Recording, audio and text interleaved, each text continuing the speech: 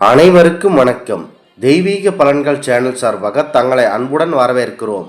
இன்றைய காணொளியில் நாம் காண விரும்புவது பழனி தண்டாயுதபாணி கோவிலுக்கு வந்த முதல் முருகன் காவடி யாரால் கொண்டு வரப்பட்டது, தற்போது அது எங்கு உள்ளது என்பதை பற்றி இந்த காணொளியில் விரிவாக பார்க்கலாம். வாருங்கள் காணொளிக்கு செல்லலாம். மறக்காமல் ஒரு சப்ஸ்கிரைப் செய்யவும். பழனி முருகன் கோவிலுக்கு தைப்பூச சமயங்களில் காவடி எடுத்து பக்தர்கள் அனைவரும் பெருமளவில் ஆடி வருவார்கள். இந்த காவடியானது முருகன் கோவிலுக்கு மிகவும் பிரசித்தி பெற்றதாகும்.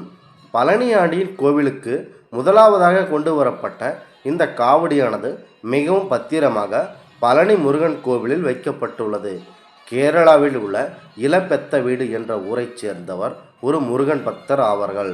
அவர்கள் சுமார் 450 ஆண்டுகளுக்கு முன்பு இந்த காவடியை சுமந்து வந்தார். இவர்தான் முதலாக முருகன் ஆலயத்திற்கு, அதாவது தண்டாயுதபாணி ஆலயத்திற்கு முதலாக காவடி எடுத்து வந்த மனிதராகும். எடுத்து வந்த அந்த காவடியானது அலுமினியம், மரம் போன்ற கலவையால் செய்யப்பட்டிருக்கிறது. மேலும் இந்த காவடியில் முருகப்பெருமானும் வள்ளியும் தெய்வ யானையும் இருப்பது போன்று குறிக்கப்பட்டுள்ளது. மற்றொரு பக்கத்தில் பிள்ளையார் அவர்களையும் பொறிக்கப்பட்டுள்ளது.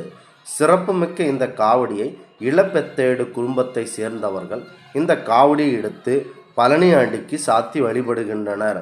ஆண்டுதோறும் இளப்பெத்தேடு குடும்பத்தை சார்ந்தவர்கள் தொடர்ந்து பழனி ஆண்டவனுக்கு இந்த காவடியை எடுக்கும் பணியை தொடர்ந்து அதிக அளவில் செய்து வந்தனர். இதனை கண்ட தமிழக மக்கள் அனைவரும் இந்த காவடியை எடுக்கும் பழக்கத்தை கையில் எடுத்தனர். இதனால் பெரும் பயன் பெறுவதாக கூறி அனைவரும் இன்று எடுத்து வருகின்றனர். காவடியை இப்போது தமிழகத்தில் அதிக அளவில் காவடி எடுக்கும் பழக்கம் அதிகமாக உள்ளது. மேலும் பங்குனி உத்திரத்தின் போது 50,000க்கும் மேற்பட்ட காவடிகள் முருகன் ஆலயத்திற்கு வருகின்றன. இந்த பழனி ஆண்டவனுக்கு காவடி எடுத்து வந்தால் குழந்தை பாக்கியம் கண்டிப்பாக கிடைக்கும் என்பது நம்பிக்கை. மேலும் திருமணம் ஆகாமல் கஷ்டப்பட்டு கொண்டிருக்கும் மக்களுக்கு அந்த முருகனைப் போல அழகான ஒரு மருமகன் கிடைப்பான் என்பது பெருநம்பிக்கையாகும்.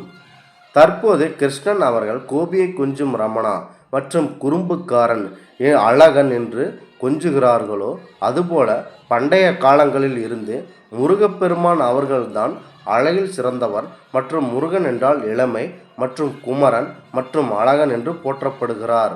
அந்த விஷ்ணு பரமாத்மாவுக்கு மகன் இல்லை என்பதால் மருமகன் தான் திருமகன் என்று பண்டைய தமிழ் புலவர்கள் பாடியுள்ளனர். எனவே வாய்ப்பு கிடைத்தால் நீங்கள் அந்த பழனி ஆண்டவன் கோவிலுக்கு தைப்பூச நாளிலும் பங்குனி உத்திர நாளிலும் நீங்கள் இந்த காவடியை எடுத்து கொண்டு சென்று அந்த முருகனின் முழு அருளை பெறுமாறு இந்த தெய்வீக பலன்கள் சேனல் சார்பாக நாங்கள் மிகுந்த பெருமை கொள்கிறோம். மீண்டும் ஒரு நல்லதொரு காணொளியில் உங்களை சந்திக்கிறோம். நன்றி, வணக்கம்.